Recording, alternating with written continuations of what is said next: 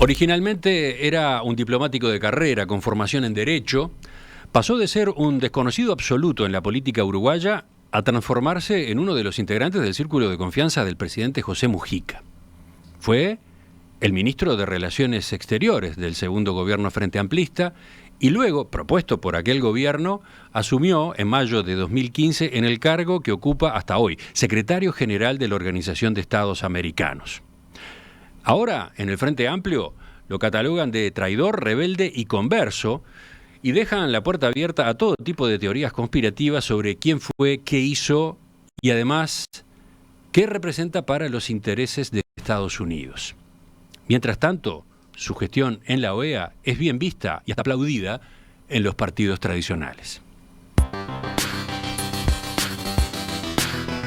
Estas pinceladas aparecen en el libro Luis Almagro no pide perdón, de los periodistas Martín Natalevich y Gonzalo Ferreira, que profundizan la vida personal y la trayectoria política de este personaje que en los últimos años ha sido muy controvertido y enigmático. Por ejemplo, examina sus cambios a propósito de Venezuela. En su periodo como ministro, fue una figura amiga del gobierno chavista. En 2013, en Caracas, declaró su admiración por el fallecido comandante Hugo Chávez, que justamente había muerto pocos días antes de la visita. Porque la dimensión de esta vista de Chávez es una dimensión que trasciende lo continental y lo hemisférico, es algo que proyecta a Venezuela al mundo, como proyectó también a Latinoamérica al mundo. Hizo cosas extraordinarias como reflotar la OPEP. O sea, estamos hablando de alguien que tiene una dimensión internacional muy importante. Desconocer ese trabajo para cualquiera sería absurdo. Ir para atrás en eso que ha ganado Venezuela en el mundo y en la región sería absurdo. Pero 2 años después, con su llegada a la OEA, el mensaje suyo sobre la revolución bolivariana cambiará totalmente. Con el gobierno de Nicolás Maduro, la confrontación fue permanente, especialmente al denunciar violaciones a los derechos humanos y fraudes en los procesos electorales. A fines de 2018, divulgó un video en el que reafirmaba su posición. La lucha del pueblo venezolano es mi lucha y no pienso dejarlo solo. Es más, mi misión es que la comunidad internacional entienda, comprenda, se concientice y ayude en lo que corresponda a poner las cosas en su lugar. En los próximos minutos vamos a conversar con los autores de este libro que se publicó el mes pasado y que ha dado tanto que hablar. Gonzalo Ferreira, Martín Natalevich, bienvenidos, gracias por acompañarnos. Muchísimas gracias por la invitación. Ahí están, cada uno en su casa, a distancia. Vamos a charlar. Romina, ¿empezás tú? Bueno, empiezo yo. Sí, a ver, capaz que preguntarles, antes de avanzar con los contenidos del libro, ¿no? La pregunta es a modo de adelanto, quizás. ¿Hubo un cambio tan radical en Luis Almagro o su comportamiento nos descolocó porque en realidad no conocíamos bien su historia y su personalidad? ¿Qué lectura hacen después de haber trabajado, así como trabajaron 1 año y medio, en conocer esta figura de Luis Almagro? Bien, indudablemente que se pueden notar cambios a lo largo de toda la vida de Luis Almagro. Quizás los cambios más llamativos vienen de pasar de ser, como decía Emiliano en la presentación, el canciller de José Mujica, una persona apegada a la línea izquierdista a nivel hemisférico, a nivel continental, ¿no? Nosotros relatamos cómo para la campaña 2015 en la OEA lo tenían en Estados Unidos como un Alba Light, quizás no tan en la línea dura como podía ser el correísmo en Ecuador, Evo Morales en Bolivia o incluso, obviamente, el chavismo en Venezuela, pero sí, era una persona asociada a esos círculos, ¿no? A los círculos bolivarianos, por decirlo de alguna manera. Y es evidente que con su llegada a la OEA hay un cambio particular que tiene que ver con un acercamiento mucho más a una política, si se quiere, más vinculada a los gobiernos de centro-derecha en la región. Para nosotros, una de las cuestiones fundamentales en el libro, de todas maneras, fue consignar que si bien Almagro cambió, y pudo haber cambiado desde el punto de vista político, hay temas en los que no ha cambiado, ¿no? Él argumenta que sigue estando muy aferrado a sus convicciones y principios, y en Venezuela, más allá de esa cita que poníamos al inicio, que lo dijo sí luego del fallecimiento del presidente Chávez en la cadena Telesur, donde lo ponderaba, y aún hoy es difícil encontrar a Luis Almagro criticando fuertemente a Hugo Chávez, a la personalidad de Hugo Chávez. Nosotros lo tuvimos que pinchar demasiado para lograr que de cierta manera él fuera hacia ahí. Lo que encontramos en el libro es que respecto a Venezuela puntualmente no hay una gran transformación, y para eso él se apega a dos hechos fundamentales. Por un lado, la cumbre de Mendoza del Mercosur del año 2012, ustedes recordarán, donde ahí se permitió el ingreso de Venezuela y Almagro estaba con una fuerte oposición, y por otro lado, las misiones de UNASUR de marzo y abril de 2014, donde, según el relato de Almagro y de otras personas que estaban ahí, él denuncia fuertemente violaciones de los derechos humanos en Venezuela, cuando era muy incipiente todavía la violencia en las calles. Estamos hablando de enero y febrero de 2014. De manera que él marca cierta continuidad. No es lo mismo con Cuba. Con Cuba, de cierta manera, lo que nosotros encontramos es que, más allá de algunos ruidos puntuales que hubo en el gobierno de Mujica en el relacionamiento con Cuba, él en 2013 va a La Habana para el cumplimiento de los 60 años de la Revolución y dice ¡viva la Revolución! Pero desde la OEA, desde cierto momento en adelante, quizás fines de 2016, principios de 2017, él ya tiene un cambio fundamental con Cuba y empieza a atacar al régimen castrista con mucha vehemencia. Bueno, vamos a profundizar ahora nosotros en algunas de las líneas, en algunos de los puntos que recién Martín tocaba en esa primera respuesta. Sí, porque varios dan para hablar más. Estuve a punto de interrumpirlo, ¿no?, en 2 o 3 ocasiones, pero me pareció que era mejor tener esta visión global y ahora sí empezar a avanzar. ¿Romina? Bueno, a ver, hablemos de la llegada de Almagro al entorno de Mujica, ¿no? Él, que venía de una familia de origen blanco, se suma al MPP.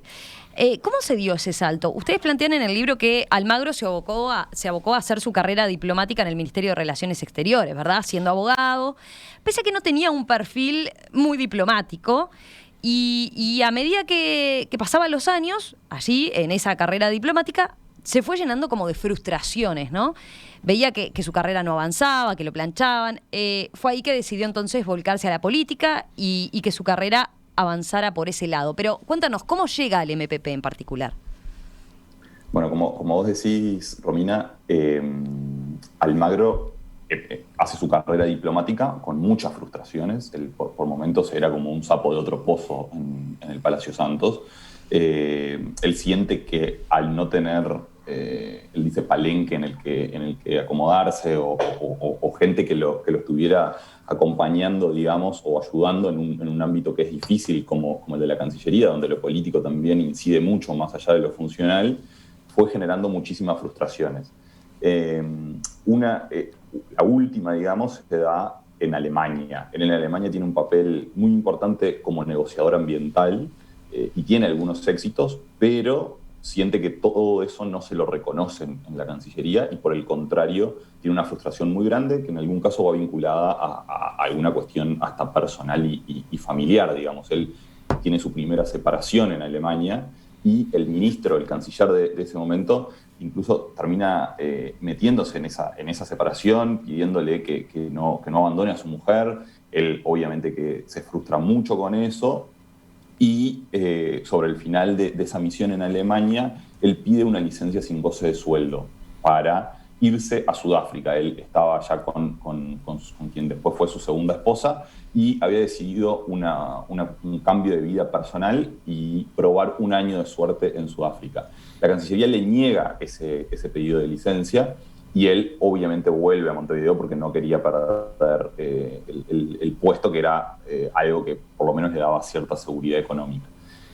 Y ahí él ya desde Alemania en realidad había hecho un cambio mental. Él dice que el Partido Nacional le había quedado lejos. Hay que recordar que él era militante del Partido Nacional en ese momento y ya había empezado un proceso de alejamiento y un proceso de tejer redes para acercarse al MPP. Él tenía un objetivo claro que era acercarse a Mujica. Yo creo que ahí en ese aspecto se ve uno de los dotes que nos encontramos en el libro al investigar al personaje, que tal vez previamente no lo teníamos tan claro, que era la visión estratégica de Almagro.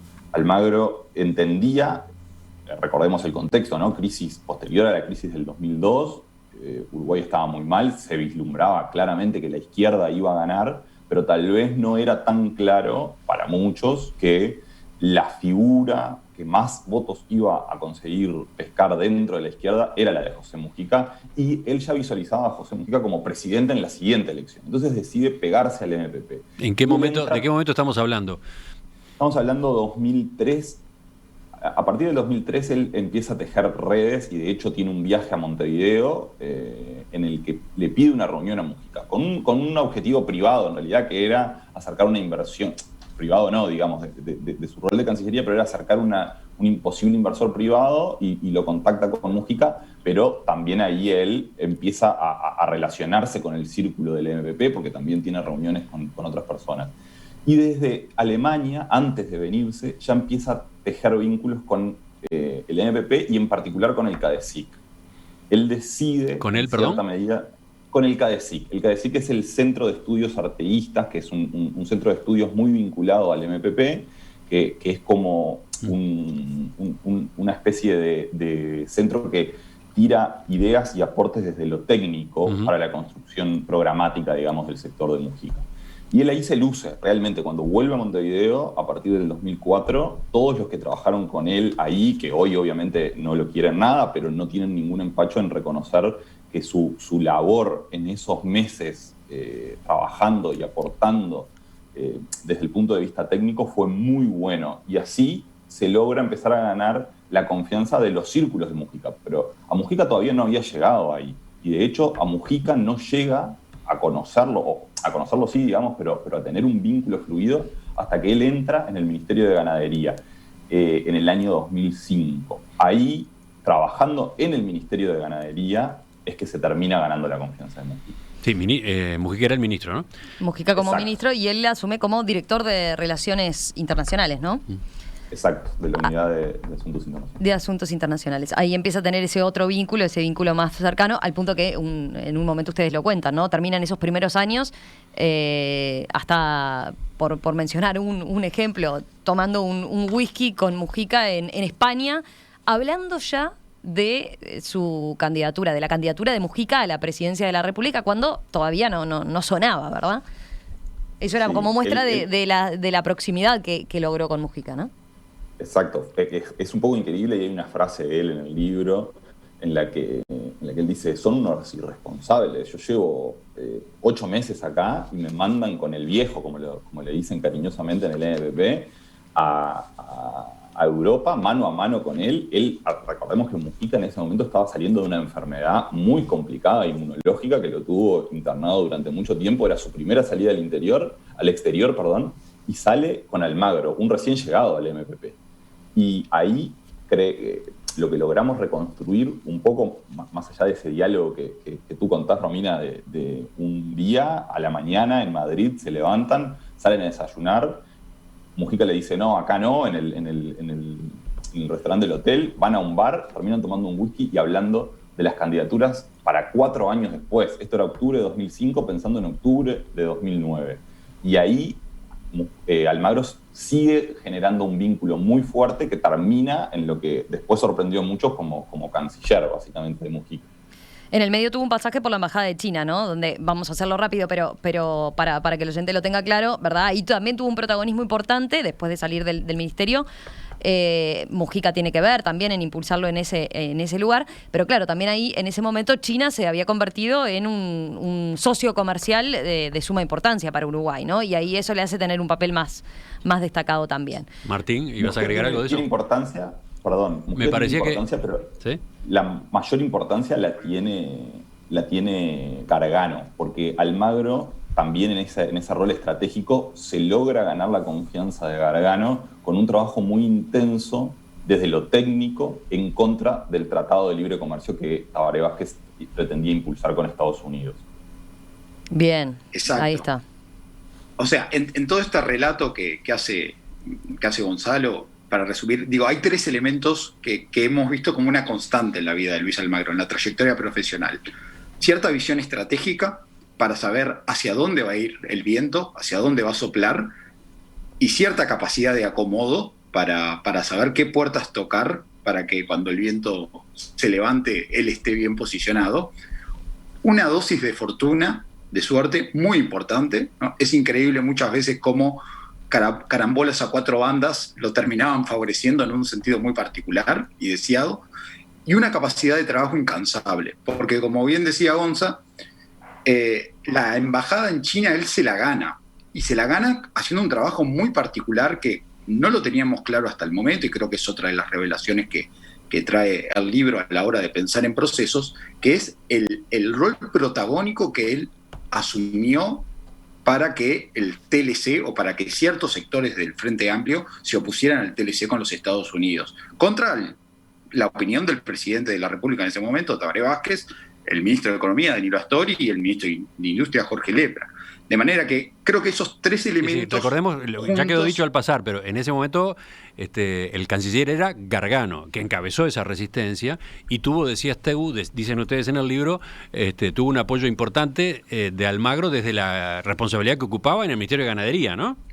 Exacto, Gargano ve el trabajo que hace Almagro, ve los argumentos que pone arriba de la mesa para lograr que las bases del Frente Amplio y sobre todo el MPP, que tenía una postura que no estaba del todo clara al inicio, se encolumnara detrás del no, y eso es lo que hace que Almagro le llene el ojo a Gargano, que al principio de la administración no estaba dentro de sus planes. De hecho, Almagro se va de la Cancillería porque siente que no le dan el lugar que él quería en esa primera administración frente amplista en el Palacio Santos, y tiene la necesidad de buscar un lugar afuera, pero bueno, luego Gargano cambia de parecer y lo nombran como embajador político del Frente Amplio en China. Él no tenía el rango para ser un embajador, más allá de que estaba en la carrera aún, y bueno, hay algunas oposiciones a eso, pero finalmente sale a China y todos recuerdan, y con todo el que hemos hablado nos dicen que hace una muy buena embajada en China, muy buena embajada.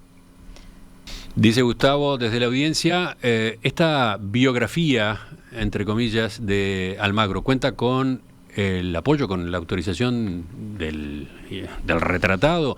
Otro oyente, Ignacio, la verdad es que Almagro es uno de esos personajes inexplicables, no son técnicos ni políticos, incapaces de juntar un solo voto y aún así logran hacerse del poder. Bueno, con estos puntos de partida retomamos enseguida la entrevista con los autores del libro.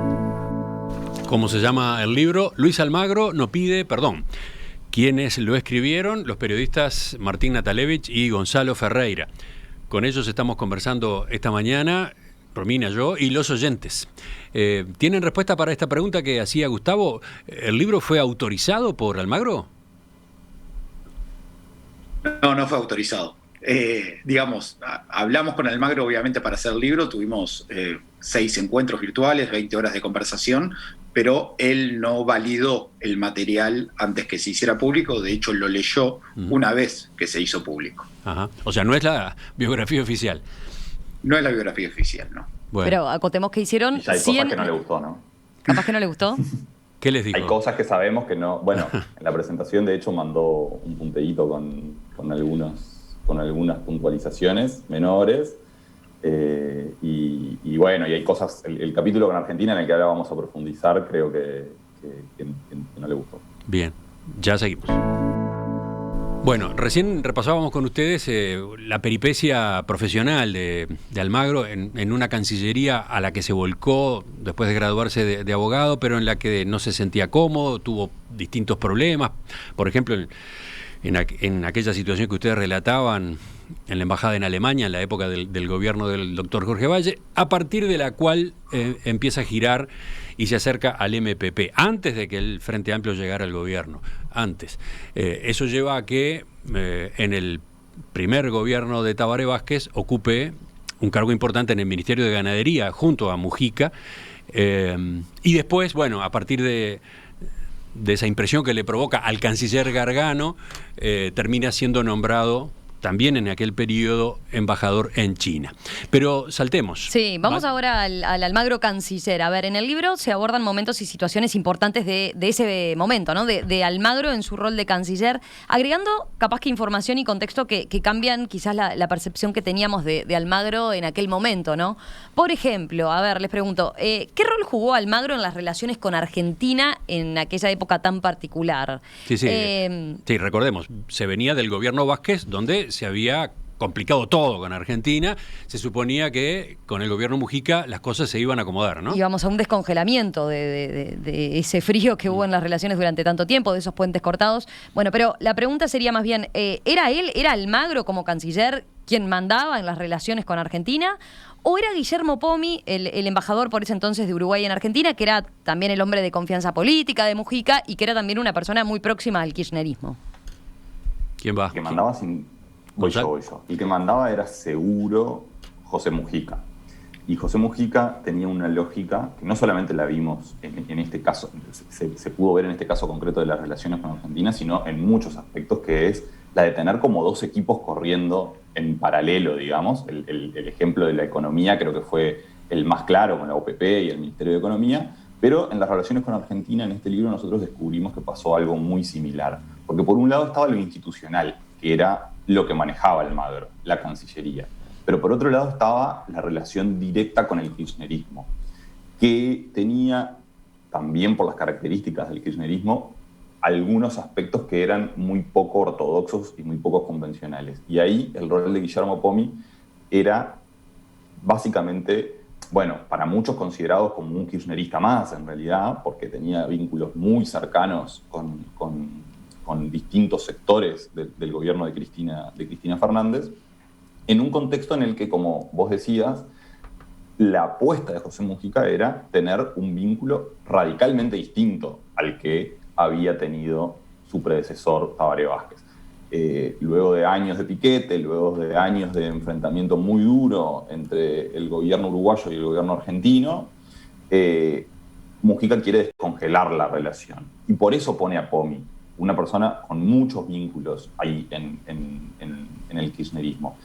Y Pomi no reportaba a Almagro, reportaba directamente a Mujica. Eso generó, y lo contamos en el libro, muchísimos encontronazos entre el canciller y el embajador en Argentina.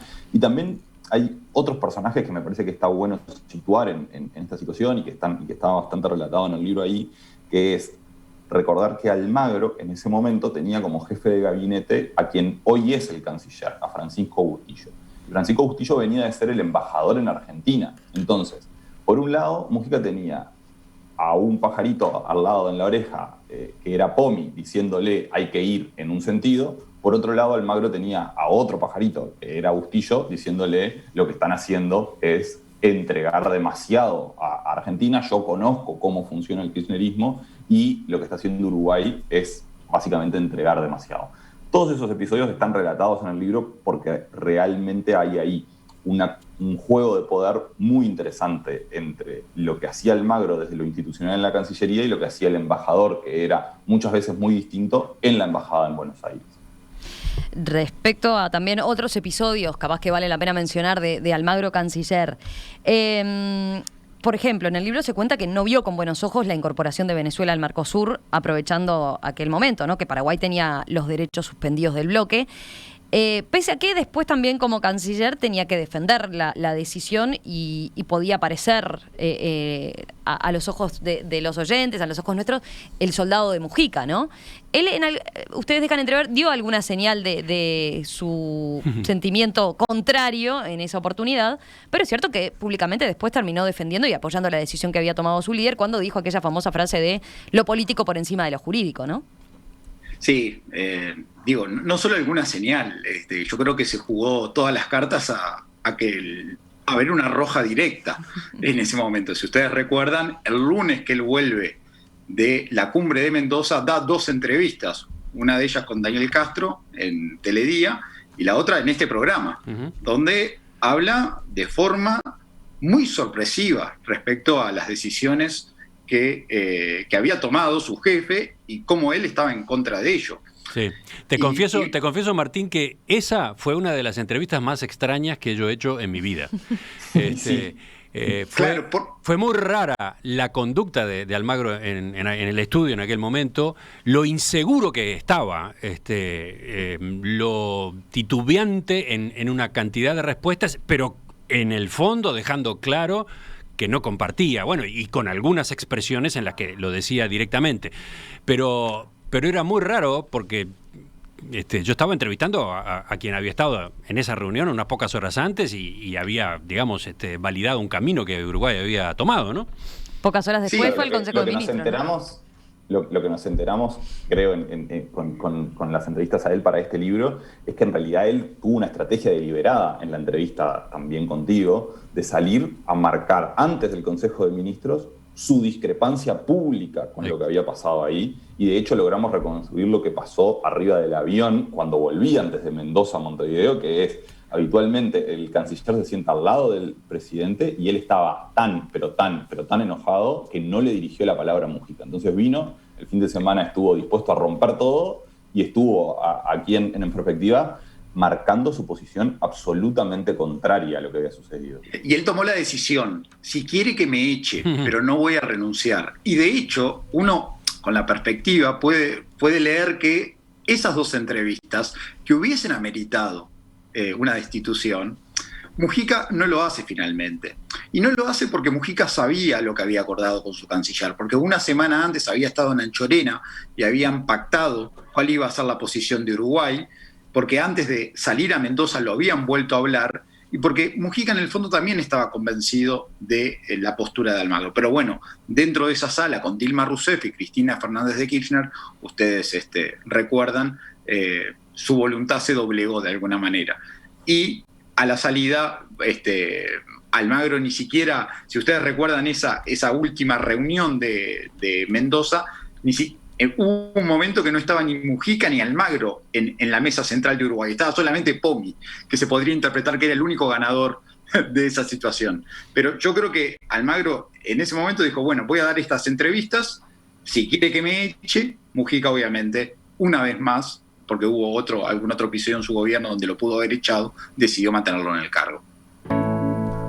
Seguimos avanzando en el libro, obviamente saltando, ¿no? Estamos poniendo el foco en algunos momentos, en algunos de los aportes del libro Luis Almagro no pide perdón, pero tiene, ¿cuántas páginas? Casi 500, ¿no? 460, imposible recorrerlo puntualmente. ¿A dónde vamos ahora, Romina? Vamos ahora a su candidatura a la OEA, ¿no? Vamos a ese episodio en particular. En el libro ustedes cuentan que si bien Almagro siempre tuvo ambiciones, ¿no? Como señalaban antes también, quien le plantea primero para postularse como candidato a secretario general de la OEA es la ex embajadora de Estados Unidos en Uruguay, Yulisa Reynoso, ¿verdad?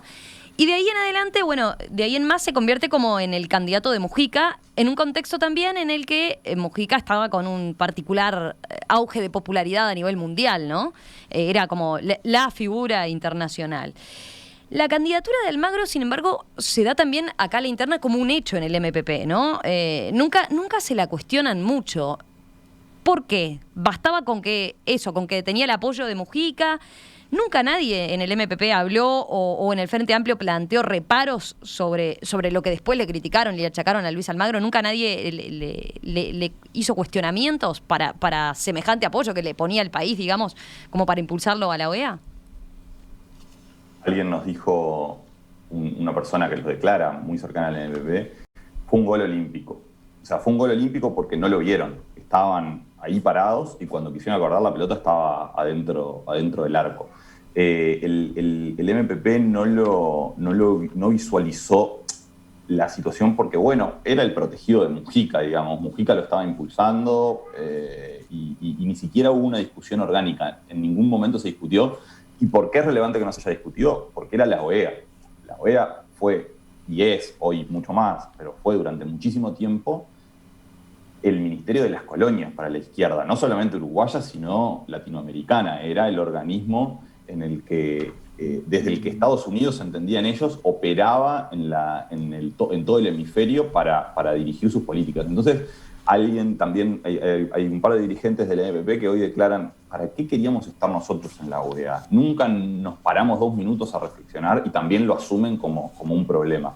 Y también lo ven algunos como un problema posterior. Es decir, tenían a un hombre en la OEA y tampoco supieron qué hacer con él. Nunca hubo un diálogo antes de la ruptura, digamos, de decir, che, vamos a coordinar esto o lo otro. Es como que también lo fueron soltando y en ese sentido hay un poco de autocrítica compartida. Ahora, yendo más al rol de él en la OEA, acotemos, hago un paréntesis nomás, pero para que los oyentes se ubiquen.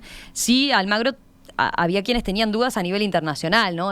Ustedes lo plantean, el propio expresidente de Bolivia, Evo Morales, en su momento, cuando se estaba planteando su candidatura, manifiesta sus reparos sobre la figura de quién era Luis Almagro, y el propio Mujica intercede, ¿no? Como diciendo, no, a ver, este es un tipo de mi confianza, tranquilo, ¿no? Tranquilo, que no hay ninguna cosa oculta, ningún interés, ninguna sospecha de nada, ¿no? De su buen nombre. Evo Morales dice que es de la CIA directamente, ¿no? Dice, ahí está, y con la llamada de Mujica se queda tranquilo, ¿no? De que Mujica lo tendrá estudiado de alguna manera.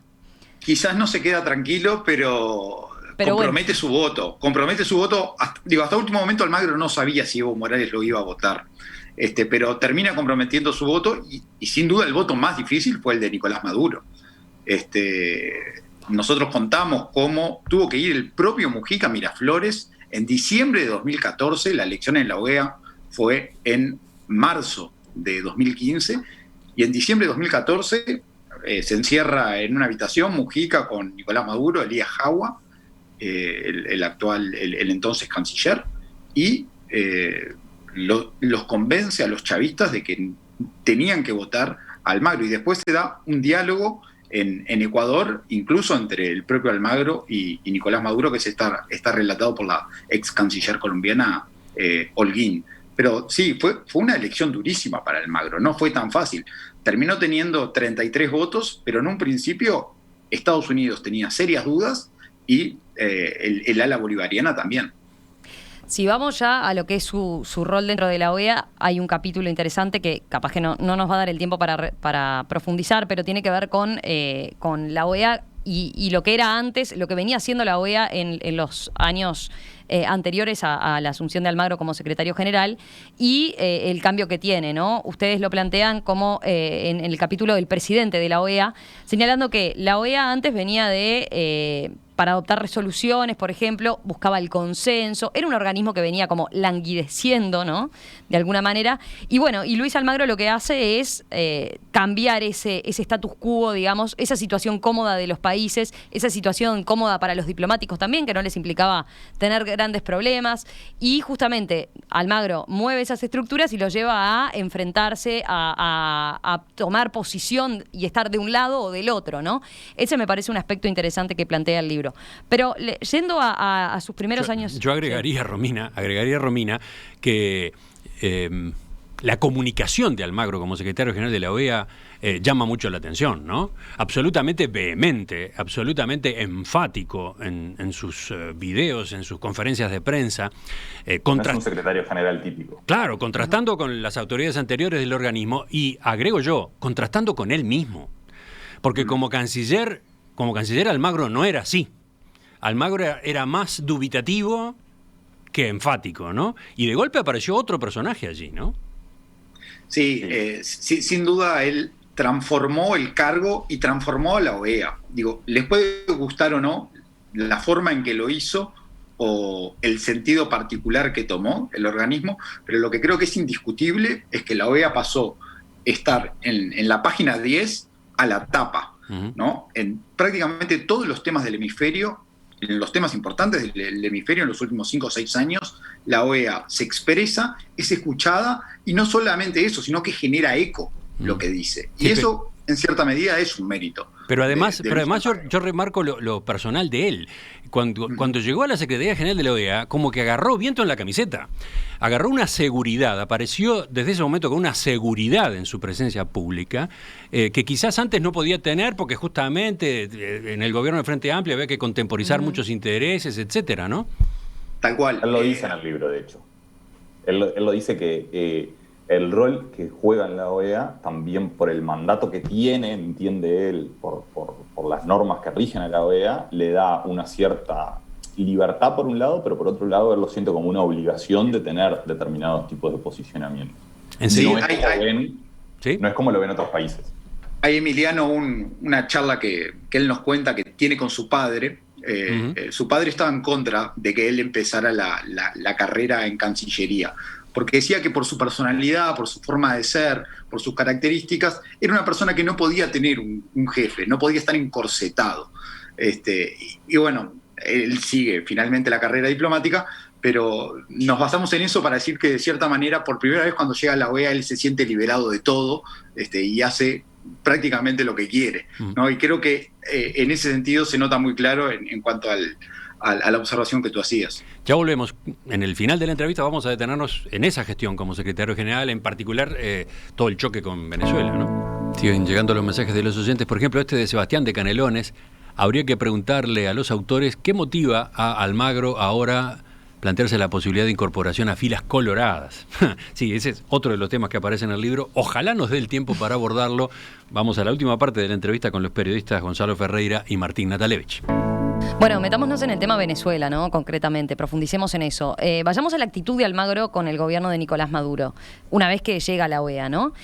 Claramente hoy es el enemigo número uno del chavismo, eso está claro, pero en el libro ustedes muestran que él no adoptó de pique quizás una actitud tan radical cuando llegó a la OEA mismo, sino que hubo como un progreso gradual, ¿no? Muestra de eso es, por ejemplo, que cuando empieza y cuando empezó a hacer sus primeras denuncias hacia el régimen venezolano, él tenía una imagen del Che Guevara y una estampita de Hugo Chávez en su escritorio en Washington, ¿no? ¿Cómo describen ustedes esa progresión? Sí, sin duda fue un proceso. Fue un proceso. Lo que Luis Almagro y su equipo nos ha transmitido es que en un principio concibieron la posibilidad de trabajar con el chavismo para lograr cambios, para generar diálogo, para que de cierta manera el chavismo se abriera, por ejemplo, a que en las elecciones legislativas de diciembre de 2015 recibieran a una misión de observación electoral en la OEA. Contamos reuniones con Delcy Rodríguez, reuniones en la casa de Luis Almagro. Eso no me parece un tema menor, ¿no? O sea, hubo ese intento de acercamientos. Está bien, ustedes cuentan, Almagro habló poco ahí en esa reunión, pero propició un encuentro en su casa con Delcy Rodríguez, canciller venezolana, como para intentar ese acercamiento. Pero incluso, Romina, hubo canales de comunicación de colaboradores muy cercanos a Luis Almagro en la OEA, estoy hablando de Luis Porto específicamente, con el régimen hasta el año 2018. O sea que en algún momento se terminó por quebrar la comunicación. Pero no es que uno no puede ver el proceso de Venezuela como de 0 a 100, como que pasó de llegar a la OEA y plantarse firmemente contra el régimen. Lo terminó haciendo, obviamente, los hechos y las palabras fueron llevando a ese lugar, pero fue un proceso gradual. Y yo creo que uno no puede entender el fenómeno Luis Almagro, decididamente no lo puede entender sin hablar con los venezolanos, con la comunidad latina en los Estados Unidos, con los venezolanos antichavistas, por supuesto. Para ellos es un dios, un salvador, un héroe, realmente, sobre todo porque sienten que les ha abierto las puertas de la OEA para sentir sus quejas, sus reclamos y, obviamente, para intentar cambiar la situación en Venezuela. Un apunte nomás, sí, adicional. Ese mecanismo de Almagro de ir primero por las buenas antes de ir por las malas, no solamente lo vimos en Venezuela. Hay otros países en los que operó de la misma manera, pero recibió algún canal de diálogo y logró encauzar la relación, como por ejemplo en Nicaragua. Ahí Rosadilla, el ex ministro de Defensa, que ha trabajado y sigue trabajando, o ha seguido hasta hace poco tiempo trabajando con Almagro muy cercano, ha sido ese vínculo entre el gobierno de Nicaragua y la OEA. ¿Y qué responde qué responde Almagro ante el resultado que produjo en Venezuela la forma como él decidió conducir esa crisis? Porque, de hecho, cambios no ha habido prácticamente, ¿no? No, es verdad, él no ha logrado, y eso se lo preguntamos y le insistimos muchísimo, es decir, ¿la estrategia ha sido exitosa o no? Y él ahí responde con un poco, ayúdame Martín con el textual, pero responde con una frase que es un poco, que demuestra hasta su personalidad, que dice, mi mayor error es haber reaccionado demasiado, haber sido demasiado inteligente y demasiado pronto, dice. Darme cuenta para dónde se iba a canaletear, dice él, el régimen bolivariano en una narcotiranía demasiado pronto. Sí, él no es crítico, él dice que nunca hubiera sido posible generar un acuerdo con el chavismo, y los hechos en cierta manera le dan la razón. ¿Cuántas mesas de diálogo, cuántos intentos de mediación hubo y cuántas veces fracasaron? En ese sentido uno le puede dar la derecha. Pero tampoco tuvo éxito el enfrentamiento así duro, ¿no? No lo tuvo para tirar abajo al régimen, digamos, o para que la situación cambie. Él lo que se anota como mérito ahí es, que también tiene una parte de realidad, es que él dice, hasta que Almagro y la OEA no empezaron a tratar el tema Venezuela con el ahínco que lo hicieron, no todo el mundo hablaba de una dictadura, no todo el mundo hablaba de lo que estaba pasando en Venezuela con la misma contundencia que se habló desde que Almagro lo impuso. Entonces él dice, si no hubiésemos actuado de esta manera, de repente otros factores estaban operando, digamos, y la realidad no se visualizaba como se logró visualizar desde que la OEA intervino. Sí, como tú dices, Emiliano, hay gente que dice, bueno, la dictadura sigue ahí, las violaciones de derechos humanos siguen ocurriendo, más allá de que se denuncian, y Almagro, con sus acciones, llevó a que Venezuela se fuera de la mesa, o sea, se fuera de la OEA. Él lo festeja eso, pero para muchos es un error. Vayamos al caso de Bolivia, que es una de las grandes noticias que tiene el libro. ¿Tenés ahí un párrafo para leer, Romina? A ver, ustedes plantean, en la caída de Evo Morales, después de 19 años al frente del gobierno de Bolivia, o sea, de 2006 a 2019, hubo una responsabilidad mayúscula de Luis Almagro, que lo admite sin ruborizarse y hasta se enorgullece de haber podido contribuir a cortar con un proceso de reelección sobre el que sobrepasaba el marco legal, dicen. Es un episodio que también le ha valido de muchísimas críticas, ¿no? El rol que Almagro jugó en Bolivia. ¿Qué argumentos tiene Almagro para sacarse esa cocarda, digamos, de ese hecho, de ese episodio? Vamos a tratar de sintetizar el episodio porque es complejo y largo, digamos. Pero ¿por qué nosotros decimos que Almagro actuó y actuó de manera activa, digamos, que no fue que simplemente observó? Él vio que el proceso electoral en Bolivia empezó con un referéndum, recordemos, de Evo Morales intentando que la Constitución le habilitara a presentarse a un nuevo mandato, que la ciudadanía rechazó. A raíz de eso, obviamente, él intentó por otras vías y logró que la justicia, o sea, Evo Morales, la justicia lo habilitara a presentarse nuevamente. ¿Qué esperaba todo el mundo? Que Almagro tuviera un posicionamiento como con Venezuela, durísimo, es decir, esto es un avasallamiento de lo que la ciudadanía se expresó en ese referéndum, no se podría presentar Evo Morales, y ahí Almagro actúa con esa cabeza estratégica que nosotros decimos, porque se reúne con Evo Morales, primero en Nueva York, y luego viaja a La Paz, y ahí hace una movida de ajedrecista que desconcertó a todo el mundo, que es decir, estoy de acuerdo con que Evo Morales se puede presentar.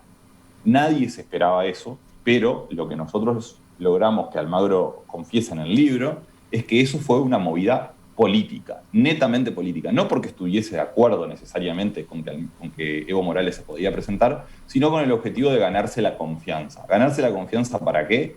Para que la OEA pudiese estar en las elecciones, ahora muy polémicas, del año 2019, en las que la OEA luego termina determinando que hubo un fraude. Porque recordemos que son los países los que tienen que invitar a la misión de observación electoral de la OEA, si no, la misión no puede ir. Entonces necesitaba que Evo habilitara eso. Y su cálculo era que iba a haber, que no había posibilidad de que Evo Morales ganara limpiamente. Él se traza diferentes escenarios y uno de ellos era ese justamente. Y ahí termina entonces teniendo el rol que tuvo, ¿no? Con la auditoría de la OEA como tal, y después desembocando en otro proceso electoral, ¿no? Sí, efectivamente. Dale vos, Gonzo. No, exacto. La OEA ahí juega un rol fundamental porque detecta un fraude y ahí eso lo defiende no solamente Almagro, sino también las personas, digamos, que estuvieron al frente. El encargado de las misiones electorales afirma en el libro que ellos tuvieron una independencia total y que no hubo una injerencia del secretario general en la misión electoral en Bolivia. Luego hubo una auditoría que fue acordada con Evo Morales. Y Evo Morales, en realidad, porque hoy con la perspectiva también, Evo Morales admite en ese momento que no explícitamente el fraude, pero acata la decisión, digamos. Hoy, con la distancia, obviamente que también se suma y promueve todas las voces que dicen Almagro me hizo caer, pero en realidad el que termina renunciando ahí es Evo Morales, cuando Almagro le decía no renunciá, completá el mandato en el que estás y llamá a unas nuevas elecciones.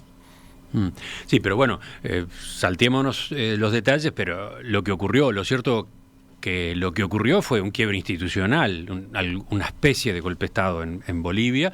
Ocurrieron enfrentamientos, violencia, muertos, se instaló un gobierno transitorio cuya gestión fue muy cuestionada, y después se llama elecciones y vuelve al gobierno el MAS, el partido de Evo Morales. Sí, nosotros no llegamos a hablar con él, porque cuando fue la nueva elección ya lo habíamos terminado de entrevistar y el libro ya estaba entrando en imprenta, básicamente nos dio simplemente para consignar el hecho. Pero yo creo que no se esperaba que volviera a ganar el MAS en Bolivia. Efectivamente no se lo esperaba, y bueno, yo creo que de lo que él argumenta básicamente es que Evo Morales luego de la auditoría estrategizó como para poder jugar con la auditoría a su favor, pero que él no le dio el tiempo para que eso ocurriera efectivamente. El tiempo se nos va, y por ejemplo lo de su intención de militar en el Partido Colorado capaz que no nos entra. Yo querría preguntarles para terminar lo siguiente. Leo en el libro: un traidor, un rebelde, un converso, un estratega, un agente de la CIA, el héroe del pueblo venezolano, un oportunista, una celebridad de las Américas, un panqueque, un abogado defensor aferrado a los principios, un situacionista, el político uruguayo más universal, el hombre veleta, el canciller de Mujica y el secretario general que revivió a la OEA. Bueno, cuando se trata de Luis Almagro, son varias las caracterizaciones y valoraciones que aparecen conforme a una trayectoria profesional cargada de curvas, pendientes y cascadas. Cierro las comillas. Después que ustedes hicieron este trabajo, las más de 100 entrevistas que realizaron, incluyendo 20 horas de entrevista con él mismo, ¿qué sensación sacan? ¿Cuál es la descripción de Almagro? A nosotros lo que nos gustaría es que el lector llegue a encontrar el personaje de Almagro. O sea, nuestro trabajo fue netamente periodístico en el sentido de que tratamos, más allá de que obviamente somos seres humanos, de dejar nuestra subjetividad o por lo menos que impregnara lo menos posible el trabajo periodístico. Lo que tratamos de relatar son hechos. Y ahí también lo que hay son muchas impresiones de gente que piensa una cosa y que piensa absolutamente la otra radical, habiéndolo conocido y habiendo trabajado con él durante muchísimo tiempo. Sin duda que Almagro lo que es, y eso lo refleja el libro, es una persona que genera amores y odios por sus características personales, digamos, y por su trabajo, porque, a ver, no ha sido una persona que ha pasado desapercibida por estos cambios, por estos posicionamientos, y por lo que él dice que en realidad no es un cambio, sino que es apegarse a determinados principios y a determinados valores. Martín, tu conclusión, si es que la hay. Sí, yo porque Gonzalo prefería no plantear una conclusión. ¿Tú puedes avanzar algo más o no? ¿O lo dejas también abierto? No, voy a avanzar en un sentido muy particular y voy a unir esto para que no quede a quienes nos están escuchando fuera de esta conversación el tema del Partido Colorado y su intención de volver a la política uruguaya. Yo creo que, y avanzando también en los contenidos de este programa que va a tener hoy, en el espacio de DTI, yo creo que si le pusieron un chip en el cerebro a Luis Almagro, es el de siempre ir por más. Es una persona que constantemente está mirando el horizonte, que nada parecería alcanzarle nunca. Creo que eso se puede llamar ambición. Creo que es una persona que necesita vértigo para vivir y una necesidad de estar constantemente superándose y demostrando que puede hacer las cosas. Y yo creo que su trayectoria profesional tiene que ver con eso, siempre encontrar el camino por dónde pasar Y creo que el desafío de volver al Partido Colorado, de desembarcar en el Partido Colorado y volver a la política uruguaya y demostrar que puede juntar votos y que puede ir al Senado de la República quizás, o ser ministro quizás de un futuro gobierno de coalición, vaya uno a saber, tiene que ver con eso. Bueno, ahora sí creo que el oyente queda curioso. Supongo que con mucho interés en ir al libro, ¿no? Sí, claro, está Ojalá. ese tema, ese capítulo. Hay varios que no mencionamos porque no nos daba el tiempo, ¿no? También está su rol en el caso del impeachment a Dilma Rousseff, el rol que intentó jugar, en fin, todo el tema del Partido Colorado. Pero Cuba, ¿no? La relación Cuba, con Cuba, nada más y nada menos, lo mencionamos al pasar, pero no profundizamos en ello. Creo que ahí tienen ya unos buenos motivos para volver al libro, entonces, y para que no quemáramos todo en la entrevista. Gonzalo Ferreira, Martín Natalevich, autores de Luis Almagro no pide perdón. Felicitaciones por la investigación, suerte con las repercusiones que todavía va a seguir teniendo el libro. Nos reencontramos en cualquier momento. Muchísimas gracias a los dos por este espacio. Hasta pronto. Muy bien.